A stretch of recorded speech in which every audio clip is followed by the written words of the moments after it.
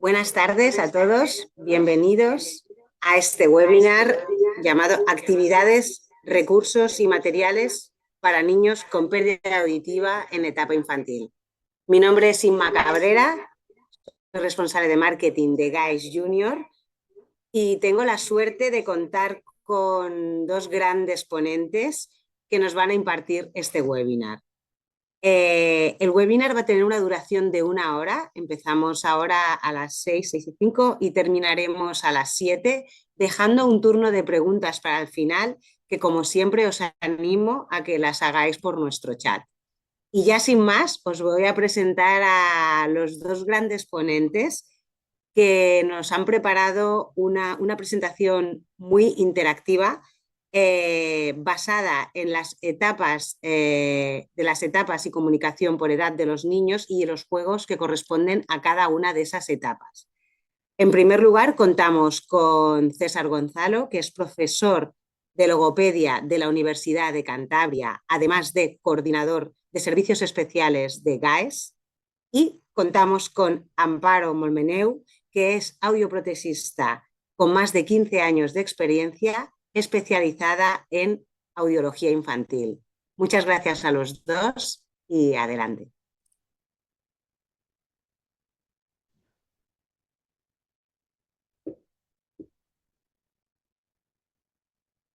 Hola, buenas tardes. Muchas gracias. Lo primero por contar con nosotros para desarrollar este webinar. Es un webinar que hemos preparado recogiendo un poco cómo sería la comunicación con los niños y cómo serían los juegos por las diferentes etapas desde un punto de vista cognitivo. Para ello, lo que vamos a ver es primero cómo es el desarrollo del cerebro en el niño desde el nacimiento y según va creciendo, qué fases se van desarrollando, y para ello lo que haremos será explicaros un poco cómo es ese cerebro, qué capacidades tiene, cómo sería la comunicación con los niños, y posteriormente pues haríamos y hablaríamos sobre cómo serían los juegos más adecuados en este tipo de edades. Lo primero decir que el cerebro de los niños cuando nacen es muy pequeño, pero tiene la curiosidad de que cuando tienen 1 año el cerebro ya tiene un tamaño aproximadamente de un 80% al tamaño que será, bueno, duplica su tamaño, y a los 3 años ya es un 80% el tamaño que tendría el niño, ese cerebro cuando es adulto. Y a los 5 años ya llegamos al 90%. Quiere decir que durante toda esta etapa de desarrollo y aprendizaje, el cerebro va a ir creciendo y según su crecimiento vamos a ir adquiriendo capacidades tanto de aprendizaje como es el lenguaje. Para explicaros mejor y poder entender mejor estas fases, hemos pensado en usar una teoría, que es la teoría de los 3 cerebros. La teoría de los 3 cerebros es bastante sencilla y bastante fácil verla, y comenzamos con lo que es el cerebro reptiliano. Os hablaré un poco de cada uno de ellos y en cada etapa hablaremos de, como hemos dicho antes, la comunicación y, por otro lado, cuáles son los juegos más adecuados en este tipo de etapas. El cerebro reptiliano es el primer cerebro que se desarrolla cuando nacemos. Es un cerebro muy arcaico, es un cerebro muy sencillo, y por eso lleva el nombre de reptiliano, porque es un poco el que más se asocia a los reptiles. Es un reflejo que es un cerebro que principalmente tiene reflejos para la supervivencia. En esta parte del cerebro se desarrollan reflejos como el reflejo de succión, que nos facilita la deglución cuando el niño es más pequeño, el reflejo de respiración, que permite al bebé respirar y por lo tanto permanecer vivo, en esta etapa el niño tiene unas capacidades muy básicas. Si pensamos en la comunicación, que cómo sería la comunicación del bebé en esta etapa, tendríamos que decir que el bebé, su comunicación no es hacia el exterior, es más una comunicación interna. Por el tipo de desarrollo que tiene a nivel laríngeo, la laringe la tienen muy elevada y esto hace que los niños puedan deglutir a la vez que puedan respirar. Pero esto impide también que se produzca la fonación, es decir, producir fonemas que son los que al final serían lo que es la palabra. Y también por la capacidad del cerebro que tienen, que no tienen una intención comunicativa, sino todos los ruidos que hacen, del balbuceo, del gorbojeo, son juegos hacia sí mismos y hacia el que el propio niño desarrolla para ir conociéndose y conociendo estos sonidos. También es cierto que en esta etapa estamos en una etapa de amplitud fonológica. La amplitud fonológica quiere decir que esta es la etapa en la que el niño va a ser capaz de discriminar y percibir todos los fonemas del lenguaje, vengan del idioma que vengan, y esto es lo que hace que el niño en estas edades, que siempre es lo habitual, puedan escuchar diferentes idiomas de una forma mucho más natural. Veremos que posteriormente esta amplitud se va reduciendo y se va especializando más hacia lo que es el habla materna.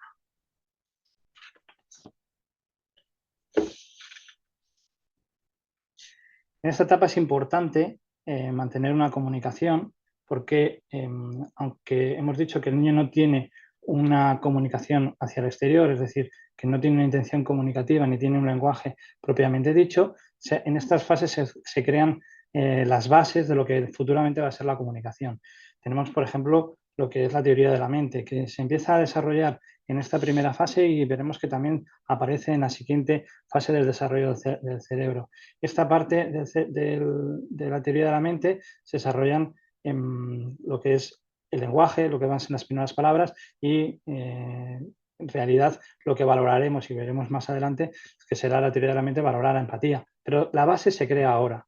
Por lo tanto, es muy importante que hagamos una comunicación siempre con los niños. Es importante la estimulación, utilizar siempre música, hablarles mucho, cantarles, es decir, siempre tener estímulos, utilizar instrumentos sonoros, instrumentos que puedan ayudar a todo el desarrollo de esta parte cortical del cerebro que se va a ir desarrollando según vamos escuchando estos sonidos. Y uno de los juegos más habituales que se desarrollan es el juego funcional, que para eso os dejo con Amparo que nos va a explicar.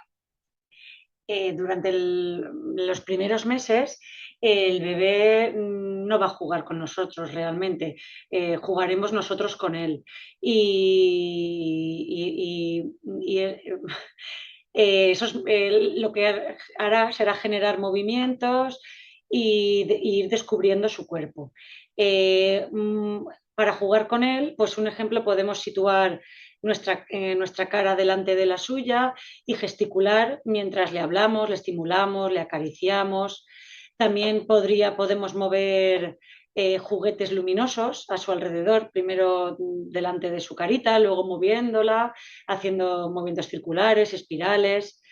Y otra opción, podemos cogerle el brazo e ir paseándolo por nuestra casa o en exteriores e ir nombrándole lo que vayamos viendo.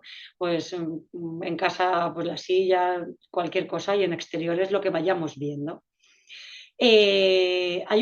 Podemos leerles cuentos. En esta edad, por mi experiencia, hay unos cuentos que se llaman, no tienen muchas imágenes, se catalogan como poesía pictográfica, tienen muy poquitas imágenes y muy poquito, vamos, solo la letra de una imagen y lo que es. Y lo que podemos hacer con ellos es, en lugar de leerlos, hacer canciones y así le estimulamos. Otra opción es con un sonajero sonoro hacerlo sonar delante de él y si intentara cogerlo, si tiene madurez para coger el sonajero, pues dejar que lo coja y ir moviéndole su manita hacia un lado, hacia otro, hacer círculos y como ha dicho César, pues juguetes musicales. Muy bien, pues ahora pasamos a una nueva fase de desarrollo del cerebro.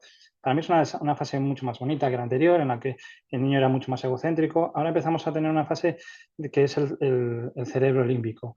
El sistema límbico es el sistema que controla las emociones, por lo tanto va a ser un cerebro mucho más relacional, que se va a relacionar mucho más con el exterior y por lo tanto va a tener vamos a poder ver en el niño gestos como la sonrisa cuando algo le gusta o el lloro cuando algo no le gusta. Es más, es capaz el niño en estas edades de desarrollar habilidades y técnicas para llegar a lo que le gusta. Es decir, sonríe cuando quiere que los padres, el madre o el hermanito le hagan gestos y le hagan gracias, y llora cuando vea que algo no le gusta. Es más, no querrá repetirlo en un futuro.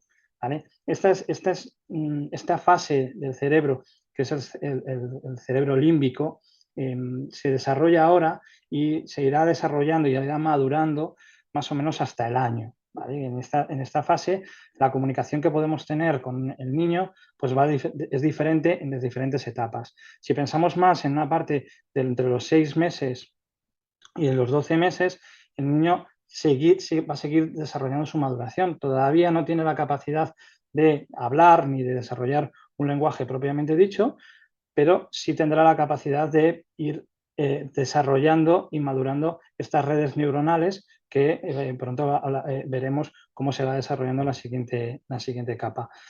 Y si pensamos más en las etapas más hacia el año, en estas etapas ya el niño ya tiene la capacidad para empezar a producir las primeras palabras, tanto porque a nivel de la laringe ya ha descendido, por lo tanto ya esa laringe puede generar resonancias, puede producir formantes, lo que conllevará al desarrollo de los primeros fonemas del habla, y porque su capacidad del lenguaje a nivel cerebral ya está desarrollada, que es lo que hablábamos antes de la teoría de la mente. La teoría de la mente nos dice que cuando un niño dice su primera palabra, no es el inicio al lenguaje, sino más bien es el final del camino del lenguaje, porque el niño ha comprendido que lo que significa el lenguaje. Es decir, sabe que tiene un órgano, que es el órgano fonador, que produce unos sonidos, y estos sonidos generan una reacción en su entorno. Y esto es lo que previamente he dicho será el lenguaje en un futuro. En estas etapas es importante seguir estimulando, seguir hablándole al niño y seguir explicándoles y hablándoles cuando nombramos o cogemos cualquier objeto, cómo se llama el objeto, cuál es su función, y aquí ya empezaríamos con lo que es la segunda fase del juego funcional. Sobre todo a partir del año, el niño ha madurado y podemos seguir leyéndole cuentos, pero esta vez introduciendo texturas para que él, aparte de escucharnos y ver las imágenes, participe tocándole, bailar con él, siempre gesticulando mucho las canciones para que él vea cómo las cantamos.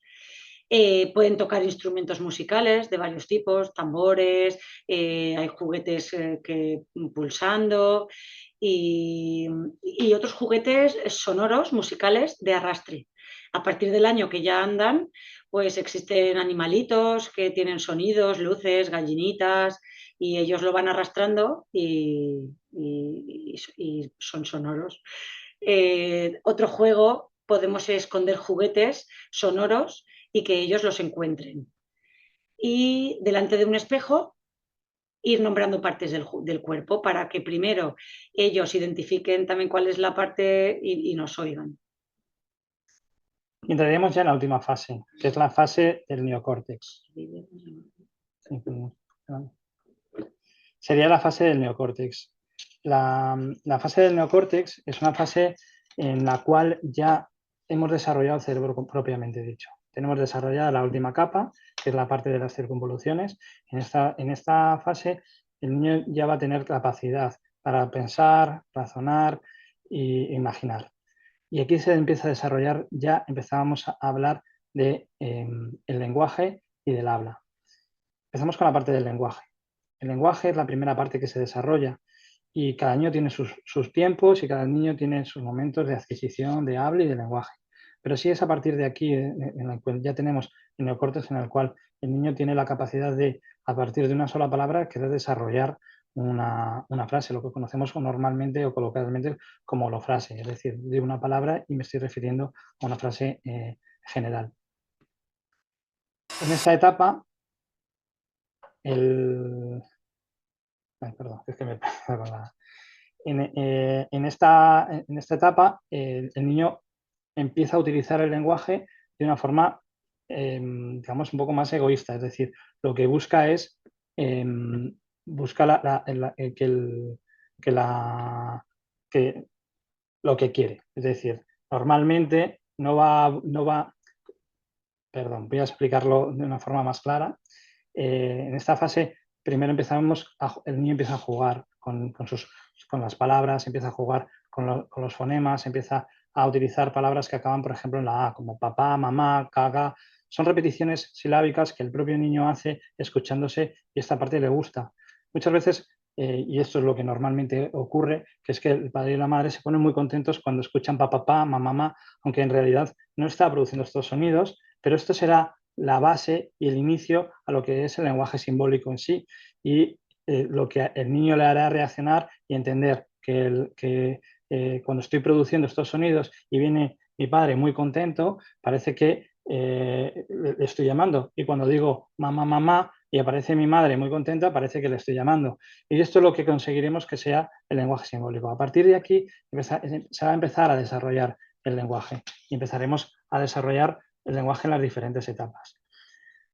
Aquí sí que me gustaría dar algunos consejos en la parte del desarrollo de lo que va a ser el futuro lenguaje, y es que sobre todo en los niños que tienen pérdida auditiva y que empiezan a desarrollar esta parte del lenguaje y del habla y que pueden tener un retraso en las adquisiciones tanto del habla y del lenguaje, decir que siempre es importante entender que las prótesis auditivas le van a ayudar a oír mejor y por lo tanto le van a dar acceso al hablar del habla y el lenguaje, pero en muchas ocasiones el ambiente es muy complejo y difícil, por lo tanto es importante tener en cuenta que el ruido siempre les va a perjudicar a la hora del habla y de entender lo que se le está diciendo, y es por eso importante que siempre se le hable de frente, buscar momentos en los que podemos explicar el contexto que está ocurriendo o incluso utilizar micrófonos de referencia para que el niño pueda tener una comunicación mucho más tranquila y no tener ese esfuerzo auditivo que muchas veces le hace que se le complique. Y luego es importante también el hecho de hablar de los sentimientos. Muchas veces trabajamos con niños que tienen una hipoacusia, una pérdida auditiva, y van con un retraso en la parte de la adquisición del habla y del lenguaje. Nos preocupamos mucho de que conozca las diferentes partes, como es el lenguaje, como es el habla, como es cómo se llama un objeto, los colores, pero muchas veces nos olvidamos de los sentimientos y es importante trabajarlos porque dependiendo del qué momento hemos hecho esta correcta estimulación, podemos haber hecho la estimulación y que el niño tenga la teoría de la mente, y vuelvo a insistir en la parte de la teoría de la mente porque creo que es algo que es muy, muy interesante, y que es la parte de que el niño se pone en el lugar de otro, que es la parte de la empatía. Esto se puede empezar a valorar a partir de los 6-7 años, y aquí podemos observar si el niño tuvo una correcta estimulación en etapas anteriores sobre el primer año de edad. En estas etapas ya aparecen otros juegos más desarrollados, como propiamente su cerebro ya está mucho más desarrollado, el niño es capaz de desarrollar nuevas habilidades, y estas etapas ya son juegos mucho más desarrollados, mucho más complejos, ¿verdad, Amparo? Y bueno, ahora nos cuenta Amparo un poquito cómo son estos juegos. Lo llamamos el juego simbólico. El juego simbólico lo segmentamos dependiendo de la madurez del niño. Más o menos alrededor de los 18 meses, pues los niños imitan acciones como hablar por teléfono, conducir un cochecito, con las llaves, compartir. Y más adelante, entrados en los 2 o 3 años, ya asumen roles o personajes, son juegos de imitación de situaciones cotidianas, como jugar a las cocinitas, jugar a los superhéroes, jugar a estar comprando y vendiendo en una tienda.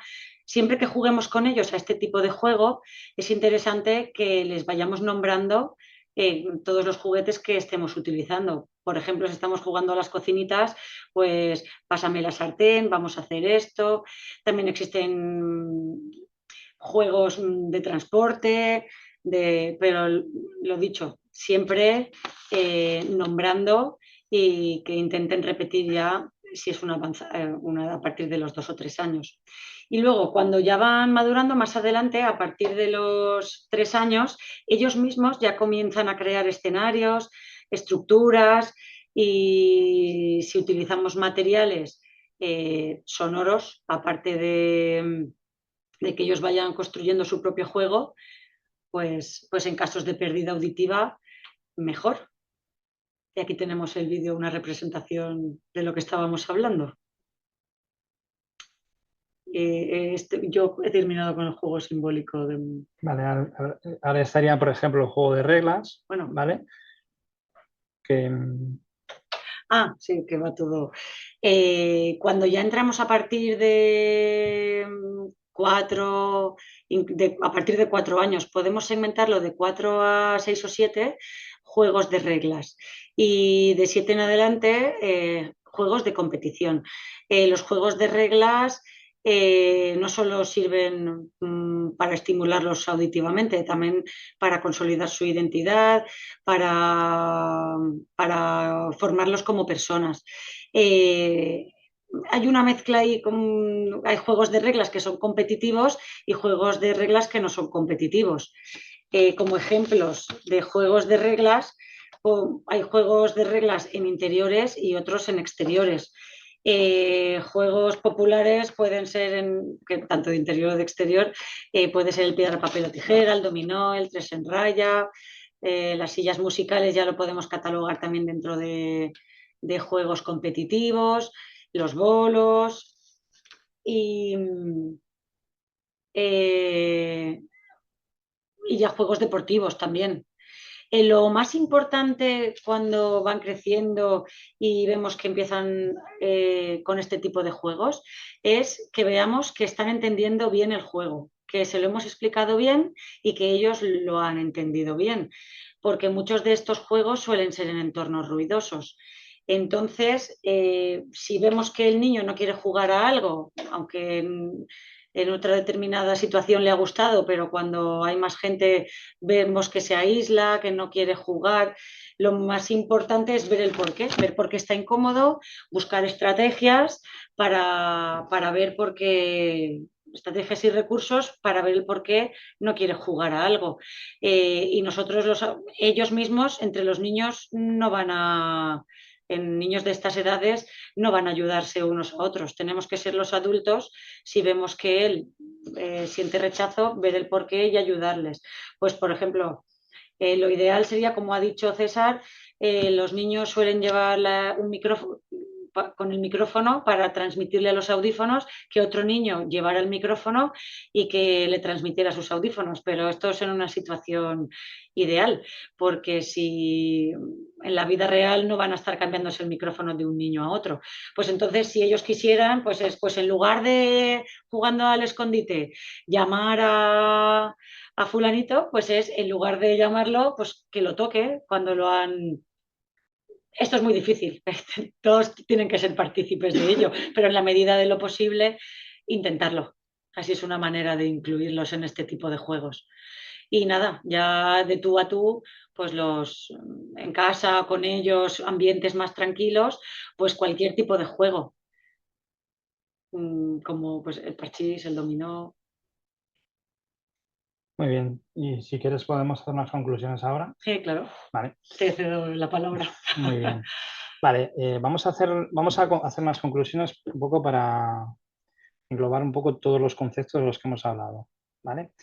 Si recordáis al principio hemos hablado de 3 cerebros, ¿vale? 3 tipos de cerebros, que lo hemos usado a modo de ejemplo para entender que el desarrollo cognitivo va en evolución y que va en la maduración.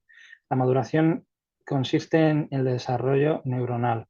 Es decir, cuanto más estímulos tiene el niño, mayor desarrollo neuronal tendrá y se empezarán a crear diferentes fases y etapas en las que el niño, como su propia palabra dice, será más maduro y podrá hacer otro tipo de actividades más complejas. De ahí, como hemos estado viendo con Amparo, los juegos que hemos ido usando cada vez han sido más elaborados, porque el niño cada vez los va a ir pidiendo más. Esto pasa un poco igual con el lenguaje. El lenguaje pasamos desde una primera fase en la que teníamos un desarrollo de un cerebro que llamamos reptiliano, que no tiene una capacidad cognitiva elevada, sino más bien es un cerebro más reactivo al estímulo externo y que sus producciones son más buscando el propio placer y escucharse a sí mismo que hacia el exterior, es decir, no tiene una conciencia clara de que su comunicación y su lenguaje pueda modificar su entorno. Sin embargo, sí tiene una conciencia de sus propias producciones.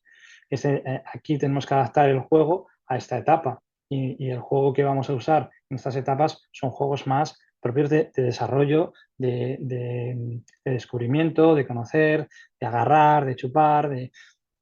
Somos nosotros los padres, los adultos, los profesionales, los que en estas etapas tempranas empezamos a hacer una estimulación temprana o precoz, que es, como hemos visto, hablarles mucho, cantarles. Y en estas etapas he de decir que no es tan importante que el niño escuche como que no para el desarrollo de ciertas habilidades comunicativas futuras. Sí que es cierto que en un futuro veremos que los niños que tienen pérdida auditiva en esta fase y versus los niños que tienen una norma audición se van a ir separando a nivel madurativo, pero en estas primeras fases son muy similares. Y es por eso que siempre, tanto a los niños que vienen a las consultas, siempre les decimos que es importante la estimulación, que es importante hablarles, que es importante gestualizar mucho, que nos vean la cara, que nos vean sonreír, que nos vean enfadarnos, que vean cómo nuestra cara va cambiando y cómo se producen sonidos y que el niño pueda tocarlos, que pueda tocar los instrumentos, cómo suenan, que pueda ver si ese muñeco vibra, no vibra. Es decir, que hagamos partícipe al niño del descubrimiento que en esta fase necesita. Y luego pasamos a la segunda fase, que yo decía, es una fase que es más bonita, ¿no? Porque el niño ya es más consciente de lo que pasa a su alrededor y en su entorno. Y es más, participa para modificarlo. La parte del límbico es más, una etapa muy emocional. El niño sonríe buscando que la otra persona a la cual está sonriendo le sonría, porque esa parte le gusta. El niño llora cuando hay algo que no le gusta y es más, cuando va a volver a pasar se adelanta. A nosotros nos pasa cuando hacemos pruebas auditivas y de repente aparece el muñeco sin que el niño lo espere y se asusta y llora. Reconducirlo nos va a costar mucho más. Entonces, es por eso que nosotros siempre preparamos al niño para que vea algo bonito en las pruebas que estamos haciendo. Esta etapa es una etapa en la cual ya el niño va a empezar a desarrollar sus primeros sonidos y, como antes decía, va a empezar a hacer sonidos como pa, ma, y esos sonidos somos nosotros los adultos los que vamos a convertirlos en una palabra real. Es decir, ese pa se va a convertir en un papá, esa mamá se va a convertir en un mamá. Y esto hará que el niño se dé cuenta de que papá es papá y mamá es mamá. Esto es una parte muy importante. Muy importante porque a partir de aquí el niño va a empezar a jugar con otro tipo de palabras y va a intentar buscarle significados. Aparece la palabra tete, aparece refiriéndose al chupete, y siempre le digo, ¿no? El niño busca que con sus palabras modifiquemos el entorno. Si quiero chupete dirá tete, si quiero el biberón dirá bibi. Cuando estamos trabajando con niños que, por lo que sea, tienen un retraso madurativo, tienen un retraso en la adquisición del habla y lenguaje, es importante mantener un buen y una correcta vocalización de lo que le estamos presentando. Si el niño dice tete, nosotros no repetiremos tete, diremos chupete. Si dice bibi, diremos biberón. Si dice agua, diremos agua. Porque es verdad que es muy habitual que siempre utilicemos estos tipos de palabras porque nos hacen gracia y nos encontramos luego niños con 6, 7 años que siguen llamándole tete al chupete, no pasa nada, una palabra y ya está. Pero cuando hay un retraso en el habla y el lenguaje es importante que empecemos a utilizar una correcta patrón vocálico de la palabra que queremos que el niño aprenda. Y eso es un consejo un poco para que las familias en casa puedan explicar, puedan hacer con sus hijos cuando están en esas etapas y no sabemos si hay un retraso o no. Bueno, pues vamos a aprovecharlo y hacerlo bien. Y luego la última etapa, que es la etapa ya más de desarrollo, la otra etapa del neocórtex, en el cual ya aparecen otro tipo de desarrollos mucho más cognitivos, mucho más desarrollados, mucho más complejos. Aquí empezaremos a ya desarrollar lo que es propiamente el lenguaje y veremos cómo evoluciona y cómo cada día se adquieren más palabras y palabras nuevas y ya el desarrollo va a ser muy rápido. Siempre decimos que cada niño es un mundo, cada niño tiene un tiempo de habla y de lenguaje. Muchas veces el retraso puede venir por una pérdida auditiva, por ejemplo, como estamos hablando ahora, pero también puede venir en un normoyente, un retraso, por otros tipos de causas. Hay muchas causas que pueden hacer un retraso en el habla y en el lenguaje. El niño al final necesita tener necesidad de hablar y necesita tener necesidad de tener lenguaje.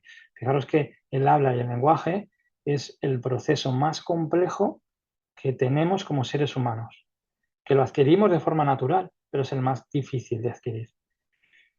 Y por eso es importante que el niño tenga necesidad de desarrollarlo. Cuando un niño tiene pérdida auditiva, siempre recomendamos que el niño vaya a la guardería. Y muchos padres dicen, no, no es necesario porque yo estoy en casa, porque no tiene por qué ir, yo le voy a estimular o le voy a cuidar mejor, que no hay duda de eso.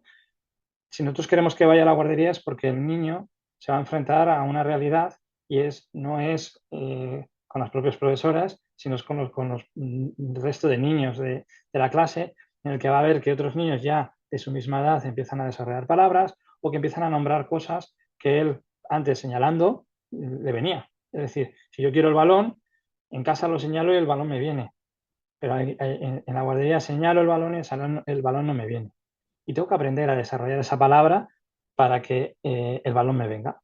Entonces, esa necesidad es la que hará que los niños aumenten ese desarrollo del lenguaje. Y bueno, pues un poco ya los ejemplos que hemos visto como los juegos. Y también os queríamos poner unos vídeos de todas estas etapas que hemos estado hablando.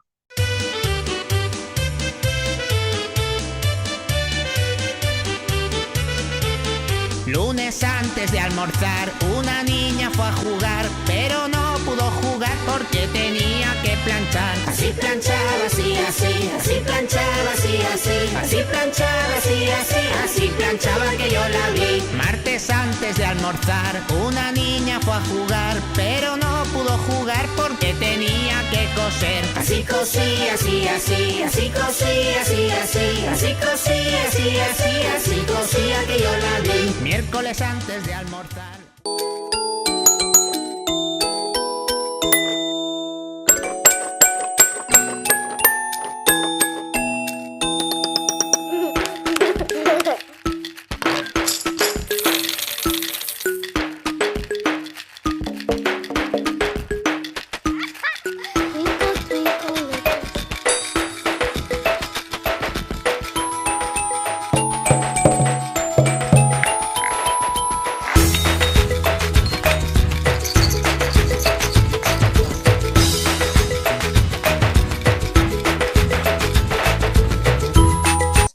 Hemos recibido ya algunas y bueno, voy a empezar a pasároslas, si os parece. Mira, aquí hay una pregunta que nos dice: quisiera conocer diferentes recursos para trabajar con niños sordos y sordociegos. Yo creo que esta pregunta es para Amparo, ¿no? Sí, pues habría que diferenciar si el niño es sordo aparte de ciego. Si tiene pérdida auditiva, le podemos estimular con los mismos recursos que hemos hablado esta tarde. En el caso de que sea sordo, pues tenemos ya que estimularle mediante el tacto. Hay juguetes vibratorios y que él lo toque, si él aún no lo coge, pues por su cuerpo y así. Muchas gracias, Amparo. Tengo otra pregunta que esta va a ser para César y es, ¿se puede diferenciar cuando es retraso madurativo o pérdida de audición? Bueno, en realidad el retraso madurativo es un retraso de lo que se considera normal por la edad. Es decir, cuando nosotros tenemos marcados cuáles son las habilidades o por ejemplo, si hablamos del lenguaje, cuáles son los fonemas o el desarrollo del patrón vocálico que tendría que tener por ciertas edades, decimos que el niño tiene un retraso, ¿vale? Y lo mismo nos pasa en un retraso madurativo. Si estamos hablando de un retraso madurativo a nivel de habla y el lenguaje, la propia pérdida auditiva podría generar este retraso, porque el niño no tiene acceso al lenguaje. Al final el habla y el lenguaje se desarrollan por la entrada de sonido y por la entrada del lenguaje. Aprendemos por imitación y aprendemos por cómo escuchamos. Entonces, si no oímos, no desarrollaríamos el habla y el lenguaje. Por lo tanto, se empezaría a desarrollar un retraso en esta área debido a la pérdida auditiva, por ejemplo. Bien, muchas gracias. Tenemos otra pregunta que nos dice así: ¿qué técnicas se pueden utilizar para valorar la audición de los niños en la consulta, además de la audiometría tonal? Amparo, creo que es para ti.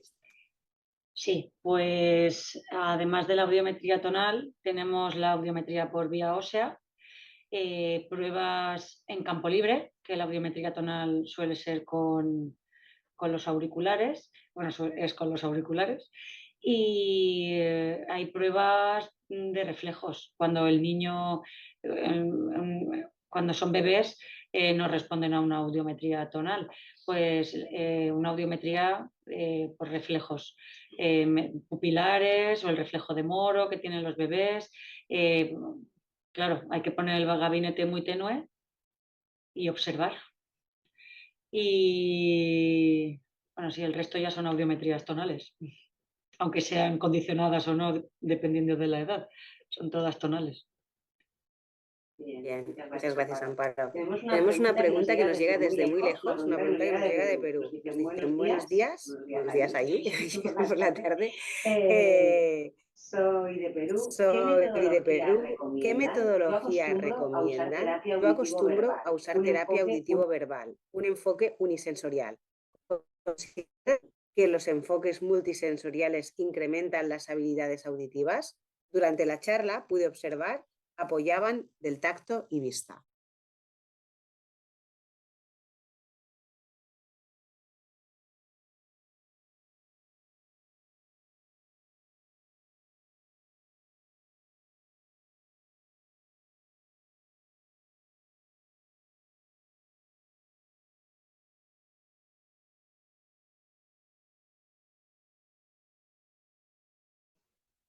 Perdón, vuelvo a empezar, que estábamos silenciados.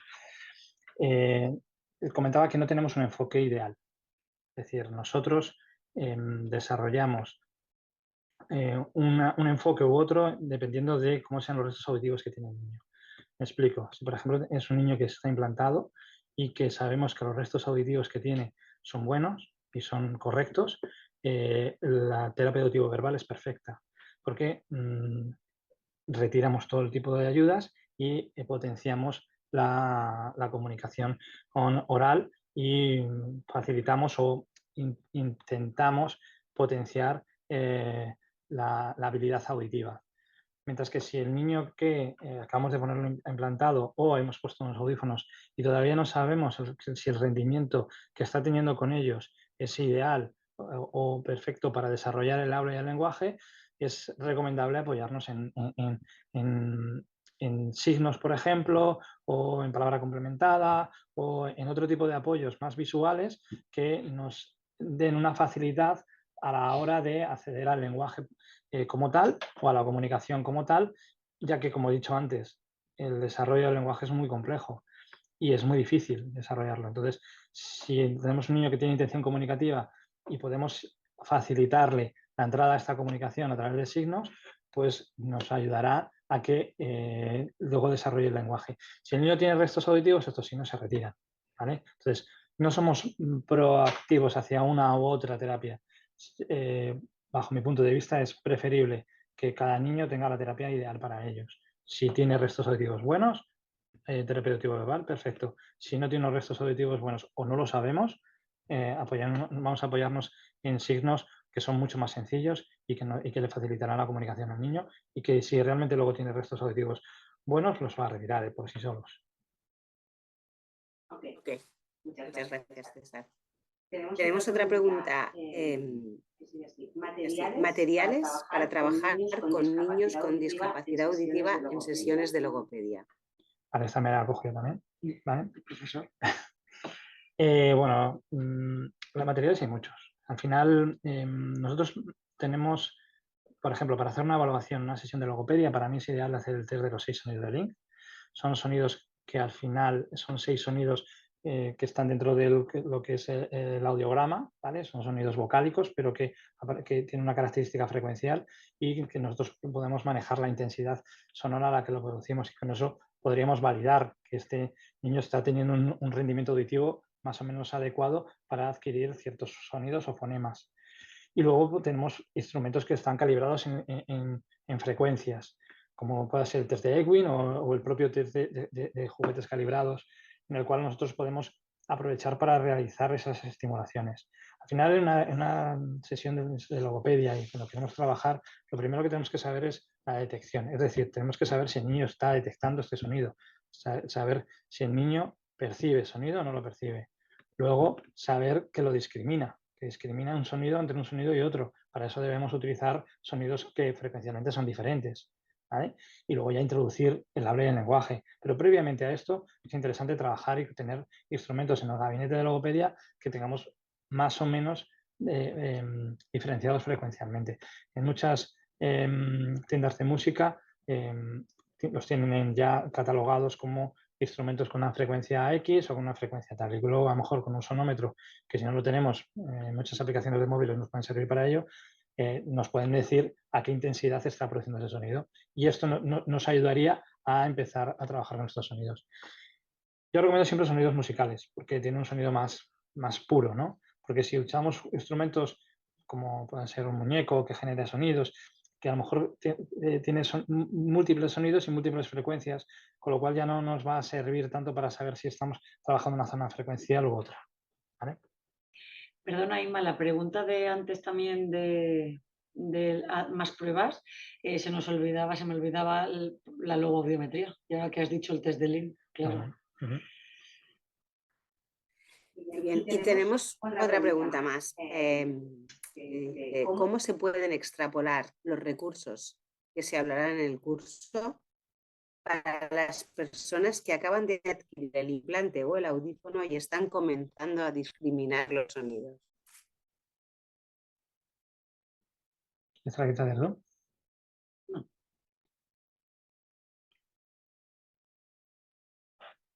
Bueno, esto es un poco continuación de lo que antes he explicado, ¿no? Un niño que acaba de ponerse un implante coclear empieza a descubrir el sonido y, por lo tanto, empieza a percibir y a detectar sonidos, que es lo que hablaba antes, ¿no? La primera fase, la fase de detección.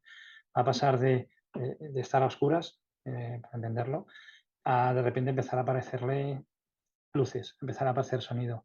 Y una vez que es capaz de de detectar cuándo hay sonido y cuándo no, tenemos que llevárnoslo a que empiece a discriminar si es un sonido. Por ejemplo, yo toco una campana y el niño primero tiene que saber cuándo suena la campana y cuando la campana ya ha parado de sonar.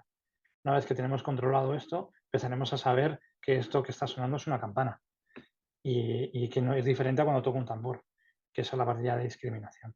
Entonces, bueno, con implante coclear es es muy habitual hacer todo este tipo de pruebas y es muy habitual ir introduciéndolos a través de los instrumentos.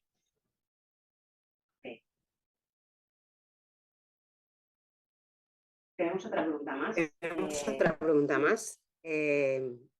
Una consulta. ¿En los pacientes más pequeños tienen alguna estrategia en particular para enseñarles el concepto de diferente al trabajar la habilidad de discriminación?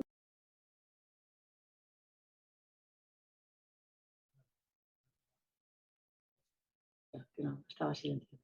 No, que decía que la pregunta en sí me gustaría que me la explicaran un poquito mejor, pero no es posible, ¿verdad?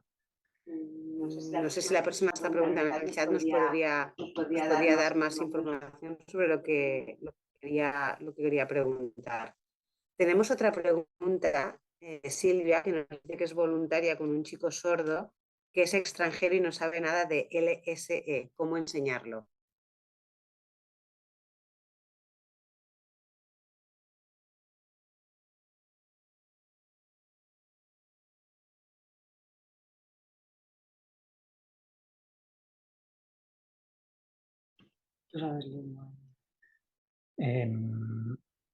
El niño no tiene nada de lengua de signos. Imagino que estamos hablando cuando hablamos de LSE, estamos hablando de lengua de signos. Lengua de signos española, entiendo. Lengua de signos española, entiendo que es. El introducirle la lengua de signos al principio es cómo se empieza a desarrollar cualquier lenguaje. Es decir, es por imitación y es aprendiendo cada signo. Y vamos poco a poco enseñándole signos que tengan que podamos introducir en nuestra vida normal. Es decir, nada sirve hablar de signos que luego él no va a poder aplicar. Y es una lengua que se aprende bastante bien y bastante fácil, porque no tiene al final en este tipo de lenguas la parte visual es muy importante y la parte visual tiene una plasticidad cerebral mucho más amplia que por lo tanto la auditiva, y esto ayuda a que la lengua de signos se pueda aprender incluso cuando ya eres más mayor, cosa que no pasa con el lenguaje, con el lenguaje oral, que tiene el margen de adquisición natural es mucho más corto. Si es verdad que cualquier persona luego puede desarrollar o aprender un lenguaje o, por ejemplo, un idioma, pero nunca lo va a hacer de la misma forma que si lo hubiera aprendido cuando es pequeño. En el lenguaje de signos no es así. El lenguaje de signos, al ser más sencillo, más simple, lo pueden aprender en cualquier edad.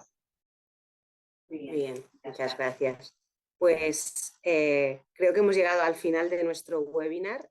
Daros las gracias tanto a César como a Amparo por todas las explicaciones que nos habéis dado. Creo que han sido de mucha utilidad. Gracias a vosotros por haber asistido a nuestro webinar. Comentaros 4 cosas de forma rápida. Vais a recibir un mail con un resumen de este webinar y una lámina y un dibujo que representa pues, los principales conceptos que hemos trabajado en este webinar, una lámina visual, un visual thinking. Os vamos a enviar también una encuesta para que nos digáis qué os ha parecido, qué otros temas os gustaría tratar y nos ayudáis muchísimo porque nosotros siempre enfocamos todos nuestros webinars en función de lo que vosotros nos habéis transmitido. Por tercero, os animo a que nos sigáis en redes sociales, en nuestro Facebook, en el Instagram de GAES, porque estaréis al día de todas estas actividades que hacemos, consejos, blogs, etcétera. Y por último, deciros que el webinar estará colgado en nuestra web íntegro, por si queréis reenviarlo, los que no hayan podido asistir o queráis simplemente repasar algunos conceptos que nos han quedado claros. Muchas gracias y nos vemos en el próximo webinar. Gracias a los dos. Gracias. Gracias.